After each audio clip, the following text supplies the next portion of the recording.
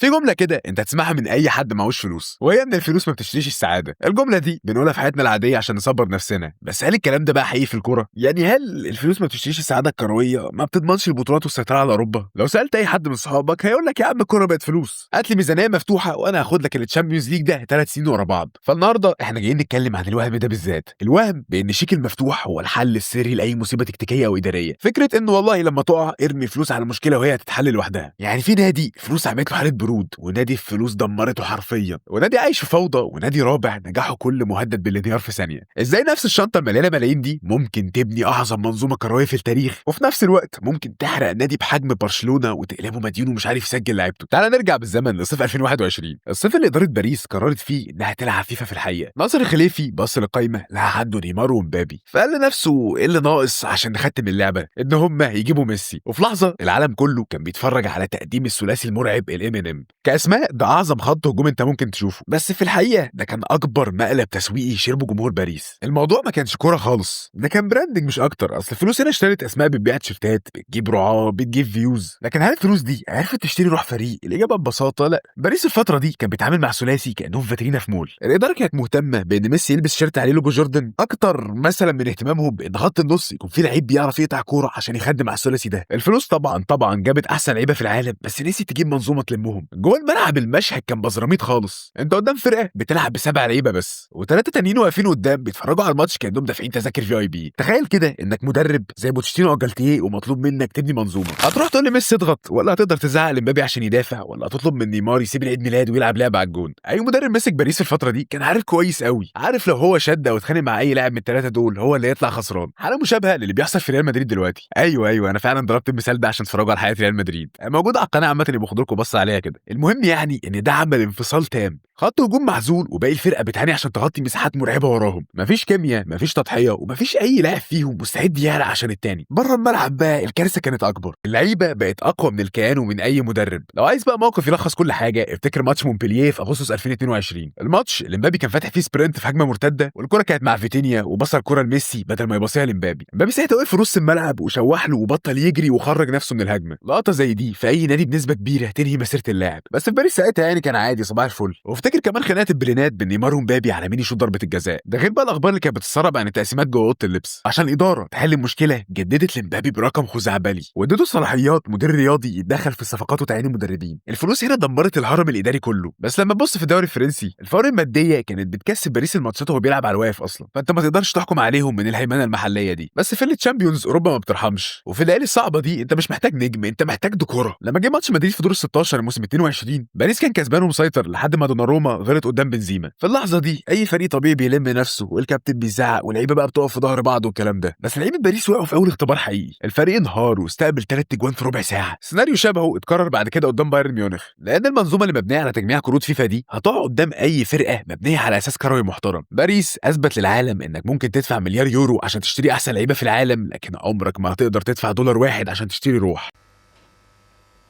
تعرف ايه هو عصاب الثراء المفاجئ؟ ده مصطلح في علم النفس بيوصف حاله الناس اللي بتكسب اليانصيب فجاه، تلاقيه معاه ملايين بس من كتر الفرحه واللخبطه بياخد قرارات عشوائيه، بيشتري بقى حاجات مش محتاجها، بيصرف ببذخ، وفي خلال كام سنه بس بيعلن افلاسه وبيرجع افقر من الاول. ده بالظبط ومن غير اي افوره اللي حصل في نادي برشلونه تحت قياده بارتيميو. القصه بتبدا في اغسطس 2017، اللحظه اللي قلبت تاريخ برشلونه لما باريس كسر عقد نيمار ب 222 مليون يورو. وقتها بارتيميو نزل ميركاتو ومكتوب على اورتو انا غني جدا ومزنوق جدا وعايز اسكت الجماهير دي باي طريقه. في اللحظه دي كل انديه اوروبا شافت الفلوس في ايد برشلونه وفتحوا بارتيميو بواباتهم، وهنا بقى النادي بدا يلبس في حيطه اسمها البانيك باينج. دورتموند مثلا شافوا برشلونه جاي يطلب عثمان ديمبلي، ودورتموند طبعا عارفه ان بارتيميو معاه فلوس نيمار فطلبوا رقم كبير جدا. برشلونه بكل سذاجه دفع 105 مليون يورو ثوابت وحوالي 40 مليون متغيرات. النتيجه الاداره جابت عيل مراهق غير منضبط، والنادي كان بيعاني عشان يصحيه الصبح يروح التدريب. لا كلف النادي اكتر من 140 مليون وقضى نص فترته في المستشفى. عشان يداروا على الكارثه راحوا يخبطوا على باب ليفربول عشان كوتينيو. هناك بقى الثعلب مايكل ادواردز قعد يتفاوض ببرود اعصاب لحد ما حلب برشلونه في حوالي 160 مليون يورو. الكارثه ما كانتش في الفلوس بس، الكارثه ان كوتينيو فنيا بيلعب في نفس المساحه اللي ميسي بيلعب فيها. يعني انت كاداره دفعت 160 مليون عشان تجيب لاعب ملوش مكان في التكتيك بتاعك اصلا. ندخل بقى على 2019، الفتره اللي بارتيميو قرر فيها انه مش هيشتري لعيبه عشان الفريق محتاجهم، ده بيشتري عشان يفليكس على اوروبا. اياكس وقتها كان عنده الجيل الذهبي اللي وصل سيمي فاينل تشامبيونز ليج، واوروبا كلها طبعا كانت بتخانق على ديونج ودي ليخت. في صفقه ديونج باريس سان جيرمان ومانشستر سيتي كانوا خلاص بيخلصوا معاه. بارتيميو حس كده ان كرامته هتنقح عليه، ركب الطياره الخاصه وسافر بنفسه امستردام ورمى على الترابيزه 86 مليون يورو الاياكس. المشكله ما كانتش في 86 مليون على قد ما كانت في المرتب بتاع ديونج والعقد المتصاعد بتاعه. برشلونه لبس في عقد ديونج اللي لحد النهارده في 2026 النادي بيعاني عشان يدفعه، لدرجه انهم حاولوا يمشوه اكتر من مره عشان يخلصوا من مرتبه بس ما قدروش. بعد ما خلصوا ديونج الطمع خدهم لدي ليخت. المزاد هنا بقى كان اشرس مع يوفنتوس وباريس، بس المره دي وكيل دي ليخت كان بيلعب بيهم. رايولا طلب عمولات جباره ليه هو شخصيا وضمانات لعب اساسي ومرتب مجنون للاعب لسه طالع من البيضه اصلا. برشلونه فضل يعافر في المزاد لحد ما خسر لصالح يوفنتوس لان الارقام بقت عبثيه ومستفزه. الدخول في المزادين دول ورا بعض يبين لك قد ايه برشلونه كان بيمشي ورا الترند. الاداره بتشتري الاسماء اللي السوشيال ميديا بتتكلم عنها مش اللي الكشافين والمدربين بيطلبوها. الكارثه في برشلونه ما كانتش بس في الفلوس اللي بتترمي على صفقات فاشله، الكارثه كانت جوه اوضه اللبس. بارتيميو عشان يداري على فشله ويضمن ان اللعيبه القديمه ما تقلبش عليه في الاعلام بوظ سقف الرواتب تماما. لعيبه زي بيكيه، جوردي ألبا، بوسكيتس بقوا بياخدوا ارقام خزعبليه، حتى اللعيبه اللي مستواها نزل بقت بتاخد ملايين، زي تيتي اللي رفض يعمل عمليه في ركبته عشان يلحق كاس العالم 2018 مع فرنسا وركبته باظت حرفيا وبقى لاعب غير صالح للعب في المستوى العالي. ورغم كده فضل قاعد في برشلونه سنين بياخد مرتب عالي وهو ما بيفرقش الدكه، والنادي طبعا مش عارف يمشيه لان مفيش نادي هيدفع له ربع الرقم ده. النتيجه ان فاتوره المرتبات في برشلونه عدت ال 100% من دخل النادي الاجمالي. النادي بقى بيستلف من البنوك عشان يقبض اللعيبه، وكل الفلوس اللي اتحرقت في الهوا دي وصلت بينا للحدث الاكبر في اغسطس 2021. ليونيل ميسي الاسطوره اللي النادي اتبنى على كتافه قاعد في المؤتمر الصحفي بيعيط. برشلونه اللي كان بيصنف كاغنى نادي في العالم ما قدرش يسجل عقد ميسي حتى لو ميسي وافق يلعب ببلاش، لان قوانين اللعب المالي في اسبانيا منعتهم بسبب حجم الديون. يعني الفلوس اللي بارتيميو بعزقها هي اللي طردت ميسي من بيته. بس زي ما بيقولوا الضربه اللي ما بتموتش بتقوي. الافلاس والديون والفضايح علموا برشلونه الادب. خوان لابورتا لما رجع ومعاه ديكو كمدير رياضي غيروا سياسه النادي 180 درجه. النادي اللي بقى اصوله عمل رفعات اقتصاديه عشان يعرف يتنفس، حتى قانون صارم جوه الاداره، مفيش مزادات تاني ومفيش فلوس هتترمي على الارض. برشلونه الجديد بقى بيلعب على حاجه تانية خالص وهي الرغبه. اللي عايز يلبس تيشيرت برشلونه لازم هو اللي يحارب عشان يجي. شفنا مثلا ليفاندوسكي بيعادي اداره البايرن وبيضغط عليهم عشان يتباع لبرشلونه، وشفنا برضو جوندوجان هو عايز يسيب السيتي عشان يجي يحقق حلم الطفوله في الكامب نو. ولو في لاعب اتردد او وكيله بدا يعمل حركات ويطلب عملات كبيره ويدخل النادي في مزاد زي ما حصل في صفقه اردا جولر كده، برشلونه بينسحب على طول وما بيبصش وراه. الاداره رجعت للاصل اللي صنع امجاد النادي اللمسيه. اصل بدل ما يدفعوا 100 مليون في عيل صغير من بره بقوا يطلعوا المواهب المرعبه بتاعتهم. لامين بقى طبعا، كاساد وكوبارسي، جافي، بدري وفيرمين لوبيز وغيرهم كتير جدا. برشلونه الحالي اثبت ان الشعار والتيشيرت اتقل من اي شيك، وان الفلوس لما بتزيد عن حدها مع اداره ما بتفهمش ما بتشتريش السعاده، دي بتحرق النادي باللي فيه. سيبك بقى من كوارث بارتيميو وتعالى نركب الطياره وننزل في لندن، وتحديدا في ستانفورد بريدج. هنا بقى القصه مختلفه تماما، لان تشيلسي هو النادي الوحيد اللي هيجاوبك على سؤالنا باجابتين عكس بعض. في اقل من 3 سنين تشيلسي هو المعمل اللي اتعملت فيه التجربتين. ازاي الفلوس تصنع مجد وتاريخ، وازاي نفس الفلوس بس بارقام اكتر بكتير تحول النادي وتخليه اكبر مين في انجلترا. عشان تفهم اللي بيحصل دلوقتي لازم نرجع خطوتين لورا لصيف 2019. الصيف ده كان كابوس على جماهير تشيلسي. هازارد ساب النادي وراح مدريد، والاسوأ ان الفيفا ضربت تشيلسي بعقوبه حرمان تعاقدات. يعني معاك فلوس وخزنتك متدفيه بس مش مسموح لك تشتري اي حاجه. فرانك لامبرد مسك الفرقه وبدا يطلع شباب زي ماونت، ريس جيمس، توموري وتامي ابراهام. الفتره دي ورغم ان تشيلسي ما خدش فيها الدوري بس عمل حاجه اغلى من البطولات، عملت روح وهويه. الجمهور بقى حس ان اللعيبه دي بتموت نفسها في الملعب عشان الفرقه بجد مش عشان مرتب اخر الشهر. المحنه هنا اثبتت ان الحرمان من الفلوس احيانا بيكون ديتوكس النادي محتاجه عشان ينظف نفسه من اللعيبه الارزاقيه ويرجع يبني اساس صح. واول ما عقوبه الايقاف اتشالت في صيف 2020 ابراموفيتش فتح الخزنه وصرف اكتر من 200 مليون باوند. بس الفكره هنا بقى الصرف ده ما كانش عشوائي زي اللي عمله بارتيميو في برشلونه. جاب كاي هافرتس وتيمو فيرنر وبن تشيلويل، وجاب حارس زي مندي عشان كبه كان مخروق يعني، وفوق ده كله جاب تياجو سيلفا وببلاش على فكره عشان يظبط خط الدفاع. النتيجه بقى في مايو 2021 مع مدرب تكتيكي تقيل زي توماس توخيل تشيلسي بيرفع الشامبيونز ليج.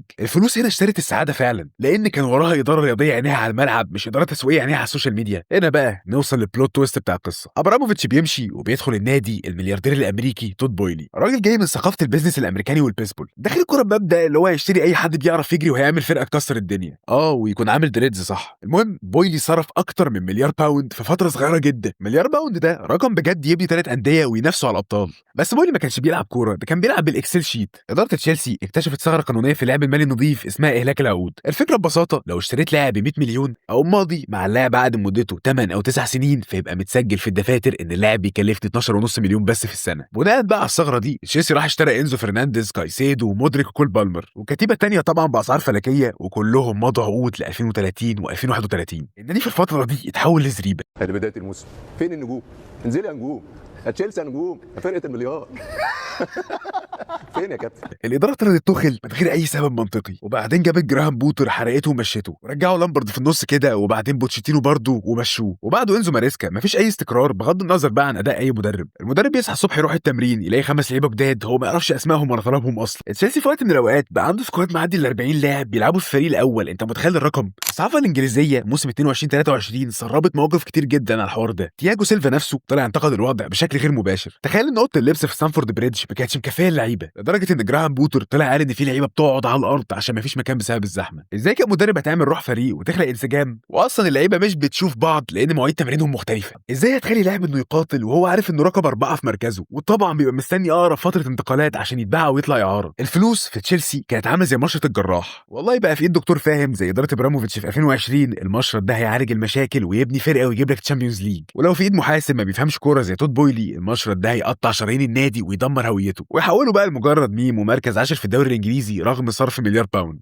فكك بقى من لندن وعك تشيلسي وتعالى نطلع شمال انجلترا وتحديدا لمدينه مانشستر. احنا قدام الماستر كلاس في ازاي الفلوس بتصنع امبراطوريه. الاداره الاماراتيه لما دخلت النادي فهمت اللعبه من اول يوم، عرفوا ان الفلوس لو اتصرفت بعشوائيه هتوقعهم، لكن لو اتصرفت بخبث او ذكاء هتشوف اللي احنا عايشينه دلوقتي ده. عشان نفهم السيتي صح لازم نقسم حكايته لمرحلتين. خلينا نبدا بالمرحله الاولى. تخيل معايا شكل السيتي قبل صيف 2008. النادي درجه تانية في مدينه مانشستر، كبير وينافس على مركز 10 او يصارع على الهبوط، وعايش في ظل الغول اللي اسمه مانشستر يونايتد مع سير اليكس فيرجسون. السيتي ما كانش نادي جاذب لاي نجم. الاداره هنا فهمت انها قبل ما تشتري لعيبه لازم تشتري هيبه، لازم تعمل دوشه في اوروبا. في اخر يوم في ميركاتو 2008 تشيلسي كان تقريبا مخلص في روبينيو من ريال مدريد، لدرجه ان تشيلسي كان فعلا طبع تيشيرتات باسمه. فجاه وفي كام ساعه السيتي بيخطف روبينيو ب 32 مليون باوند. الصفقه دي فنيا ما كانتش اسطوريه، وروبينيو نفسه في اول تصريح ليه اتلخبط وقال انا سعيد بالانضمام لتشيلسي قصدي مانشستر. بس مش مهم، رساله الاداره وصلت اللي احنا نقدر ناخد اي لعيب من بق اي نادي في اوروبا. الضربه النفسيه الاقوى بقى واللي خلت السير اليكس فيرجسون يتجنن كانت في صيف 2009. كارلوس تيفيز كان بيلعب في اليونايتد، السيتي راح اشتراه وما اكتفاش بكده. الاداره علقت يافطه كبيره قوي في قلب مدينه مانشستر لونها ازرق وعليها صوره تيفيز مكتوب عليها ويلكم تو مانشستر. اليافطه دي كانت اعلان حرب، والسيتي لاول مره صوته بيطلع قدام اليونايتد. الدوشه دي والحروب النفسيه دي هي اللي اقنعت نجوم تقيله زي يايا توريه، دافيد سيلفا وسيرجيو اجويرو انهم يجوا النادي. اللعيبه دي اخيرا شافت ان ده مش مجرد نادي غني بيوزع فلوس، ده مشروع ممكن نسميه مشروع طموح جاي يكسر هيبه الكبار. وهنا بقى نوصل للعبقريه الحقيقيه لاداره السيتي، الحته اللي خلتهم يتفوقوا على باريس بسنين ضوئيه. باريس صرف فلوسه على ديكور اللي هم اللعيبه والنجوم، السيتي صرف فلوسه على الطوب والاساسات. الاداره ما كانتش بتبني فريق كوره، دي كانت بتبني مؤسسه مرعبه. السيتي بنى مجمع تدريبات ومقر اكاديميه سيتي فوتبول اكاديمي اتصرف عليه اكتر من 200 مليون باوند. خلوا النادي جنه لاي لعيب في العالم، بيئه مستحيل تلاقي فيها نقص. عشان تحس بحجم الفجوه اعمل مقارنه سريعه بين اللي عمله السيتي وبين الوضع الحالي في مانشستر يونايتد. اليونايتد النهارده بيلعب في ملعب اولد ترافورد اللي السقف بتاعه بيسرب ميه في اي ماتش فيه مطر. وطبعا غير الحوار اللي احنا عارفينه ان لما كريستيانو رجع قال ان الجيم والجاكوزي ما اتغيروش من سنه 2009. السيتي فهم ان الفلوس اللي بتتحط في الاسمنت والحديد والاجهزه هي اللي بتخلي اللعيب اللي بياخد ملايين يقدر يديك فعلا 100% من مجهوده. والسيتي ما اكتفاش بمدينه مانشستر، الفكره كبرت ووصلت انه يشتري المستقبل عن طريق انه اسس طبعا سيتي فوتبول جروب. النادي هنا بقى خلاص اتحول لاخطبوط، بيشتري انديه في كل قارات العالم بجد.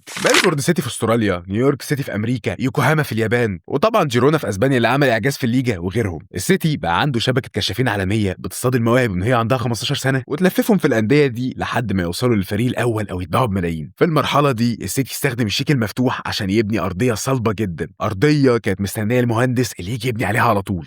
الاداره في السيتي فهمت بدري قوي ان الملايين دي لو مسكها مجرد محاسب او بيزنس مان ما بيفهمش كوره هتبقى كارثه زي ما شفنا مع تود بويلي في تشيلسي كده. الفلوس اللي بلا سقف دي محتاجه عقل كروي يعرف يديرها. عشان كده في 2012 الاداره راحت جابت 2 من اهم مهندسين الجيل الذهبي لبرشلونه، فيران سوريانو عشان يمسك الاداره التنفيذيه وتشيكي بيجرستاين في الاداره الرياضيه. الناس دي ما جاتش عشان تمشي حالها بقى بماتشين 3 ويضربوا كام صفقه حرقه وخلاص، دول قعدوا 4 سنين كامله يفرشوا الارض، ظبطوا الاكاديميه على الدي ان بتاع الاستحواذ، غيروا عقليه النادي الهجوميه وبداوا يفلتروا الفرقه ويشتروا لعيبه تناسب الاسلوب ده. كل ده عشان النوك اوت اللي عملوه في 2016 لما راحوا يخبطوا على بيب جوارديولا. بيب ما كانش جاي يبني من الصفر، دول قالوا له احنا عملنا لك برشلونه جديده في قلب انجلترا، تعال استلم المكنه يا مالك ودور. جوارديولا في السيتي هو النسخه المرعبه الاكمل والاكثر شراسه لاي مدرب مع شيك على بياض. بس جوارديولا بقى بيصرف الملايين دي ازاي؟ مش بيروح كده يجيب نجم شباك مثلا عشان يبيع تيشيرتات، ولا مثلا بيجيب لاعب عشان ترند، هو بيشتري تروس تركب في المكنه التكتيكيه بتاعته، والترس اللي مش هيركب هيترمي بره مهما كان اسمه تاريخه. اول ما جوارديولا حط رجله في السيتي لقى في وشه جو هارت الحارس التاريخي للنادي وحارس انجلترا الاول ساعتها. بس هارت ما بيعرفش يلعب برجليه وما بيبنيش هجمه، بقى له شكرا ورماه بره وجاب برافو، ولما برافو ما نفعش جاب إيدرسون وكان اغلى حارس في تاريخ وقتها. ومين ينسى بقى قصه جواو كانسيلو في عز ما كان احسن باك يمين في العالم، عمل مشكله في اوضه اللبس وبدا يحس بنفسه. جوارديولا في اقل من 24 ساعه كان طرده لبايرن ميونخ ومكمل الموسم من غير باك يمين صريح اصلا، وصعد ريكو لويس من الاكاديميه وفي الاخر خد الثلاثيه. نيجي بقى للبعزقه، جوارديولا ممكن في صيف واحد يصرف اكتر من 130 مليون يورو على الاظهره، جاب كايل ووكر وميندي ودانيلو ورا بعض. الاداره هنا بقى ما بتقولش مثلا كفايه صرف، الاداره بتدفع وهي ساكته لانها واثقه في الدماغ اللي بتخطط. طيب مثلا لو صفقه فشلت، هنا بقى بتبان رفاهيه السيتي. لو نادي تاني اشترى لاعب ب 60 ولا 100 مليون وفشل، المدرب بيجبر انه يلعبه عشان الاداره ما تبانش غبيه قدام الاعلام. في السيتي كالفين فيليبس مثلا جيب 50 مليون باوند، ما نفعش وما قدرش يهضم التكتيك، اتركن على الدكه عادي جدا والنادي جاب غيره. جاك جريليش جاب 100 مليون، اول موسم كان تاهو بيستعرض حبتين، بيبقى قعده دكه واعتمد على غيره لحد ما جريليش فهم ان الكره هنا اهم حاجه فيها المنظومه. بس طبعا واحنا قاعدين نشيد بالمنظومه العبقريه دي والتكتيك والاداره، لازم نشاور على الفيل اللي في الاوضه، الغمامه السوداء اللي مغطيه على كل النجاح ده. احنا بنتكلم عن ال 115 تهمه باختراق قواعد اللعب المالي النظيف. الاتهامات دي هي اللي بتخلي اي مشجع في العالم يبص لبطولات السيتي وهيمنته ويقول لك حلو وكره ممتعه، بس هل ده نجاح شرعي ولا دي منشطات ماليه؟ وده عندك بقى اتهامات بتضخيم عقود رعايه من شركات وهميه ودفع رواتب من تحت الترابيزه للمدربين واللعيبه. بس انا بصراحه مش هقف هنا كتير ولا هحرق في تفاصيل قانونيه، لاننا مسكنا القضايا دي واتكلمنا عنها في الفيديو اللي فات، فاللي لسه ما شافوش يخلص الحلقه دي ويروح يشوفه عشان يفهم ازاي سيتي قدر يلعب القانون سنين طويله ويطلع منها من غير خسائر لحد دلوقتي. الخلاصه يعني مانشستر سيتي هو الاجابه القاطعه على ان الفلوس تقدر تشتري السعاده والبطولات والتاريخ. بس الموضوع مش سحر ولا هو مجرد شيكات بتتصرف عمال على بطال وتجميع كروت بتلمع. الفلوس دي اتصرفت بخطه طبخت على نار هاديه لمده 15 سنه، عرفوا ازاي يستخدموا الملايين عشان يبنوا هويه من العدم، والنتيجه هيمنه تم على انجلترا ونجاح في اوروبا، وتحول النادي لكتالوج اي مستثمر بيحاول يقلده وما بيعرفش يوصل ربع نجاحه. عشان نقفل الحدوته دي بقى واحنا حاطين النقط على الحروف،